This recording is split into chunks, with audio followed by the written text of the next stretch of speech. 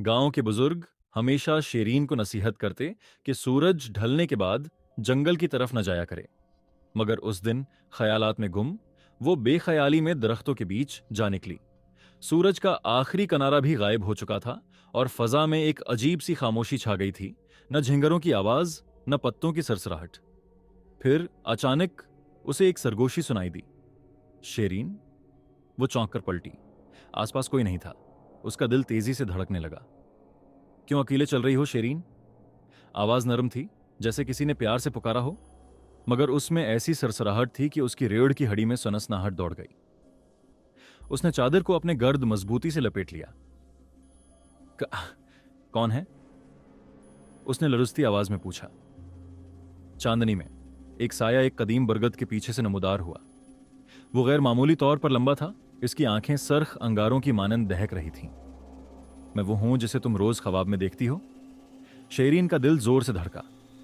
वो कई दिनों से एक प्रासरार ख्वाब देख रही थी जिसमें कोई सरगोशियों में उसका नाम पुकारता, मगर जब वो चेहरा देखने की कोशिश करती सब कुछ धंधला हो जाता।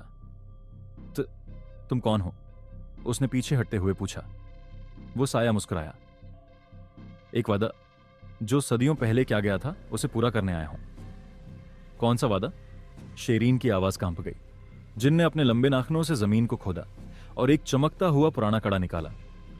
ये देखो, ये तुम्हारी नानी का है। उसने एक बार मुझे आजाद किया था और मैंने उससे वादा किया था कि एक दिन मैं तुम्हें लेने आऊंगा। शेरीन के जिस्म में जैसे जान न रही। वो जानती थी कि उसकी नानी के पास एक प्रासरार कड़ा था जिसके बारे में गांव के लोग तरह तरह की कहानियां सुनाते थे। मैं तुम्हें ले जाने आया हूं शेरीन। जिनकी सरगोशी फिर गूंजी।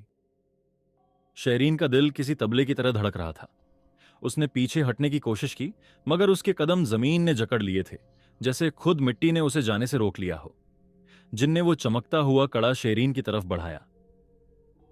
ये लो, पहनो और तुम्हें सब कुछ याद आ जाएगा। शेरीन ने सख्ती से सर हिला दिया। मैं नहीं जानती तुम कौन हो और न ही मुझे तुम्हारे किसी वादे में दिलचस्पी है। जिन हल्का सा मुस्कुराया।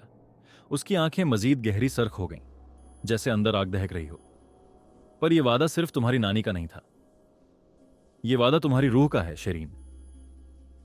मेरी रूह? शेरीन का सांस रखने लगा। हां, तुम सदियों पहले मेरी थी, मगर तुम्हें उस दुनिया में भेज दिया गया दोबारा जन्म लेने के लिए, और मैंने सदियों तक इंतजार किया है कि तुम मुझे पहचानो। शेरीन ने घबराकर आसमान की तरफ देखा।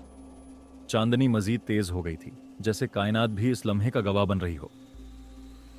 मैं तुम्हें नहीं जानती, उसने जोर से कहा और अल्टे कदमों भागने की कोशिश की, मगर जिन ने एक झटके में अपने लंबे हाथ बढ़ाए और हवा में कुछ ऐसा पड़ा कि वक्त थम गया। शेरीन की आंखें नींद में जाने लगें। उसके दिमाग में धंधली यादें उभरने लगें।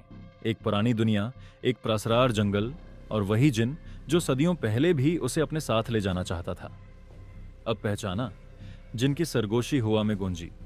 शेरीन का जिस्म हल्का होने लगा, जैसे उसकी रूह खंचती जा रही हो। उसे अपने अंदर रोशनी और अंधेरे की एक जंग महसूस हुई।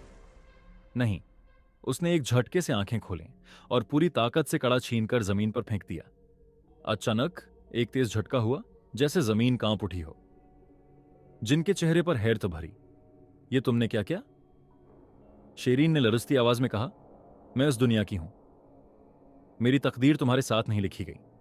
कड़ा जमीन में धंसने लगा और साथ ही जिनकी आंखों की सरखी मांद पड़ने लगी। वो गुस्से में धाड़ा, मगर उसकी आवाज मध्यम होती गई, जैसे कोई उसे किसी और दुनिया में खींच रहा हो। चंद लम्हों बाद सभी हो कुछ खामोश हो गया। जंगल में सिर्फ हुआ की सरगोशियां बाकी थीं। शेरीन ने तेजी से वहां से भागना शुरू किया। उसकी सांस फूली हुई थी, मगर उसके दिल में सुकून था।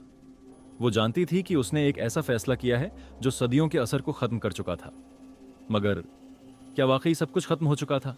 किसी दूर बरगद के दरख्त के पीछे एक हल्की सी सरगोशी फिर अभरी। ये कहानी अभी खत्म नहीं हुई। शेरीन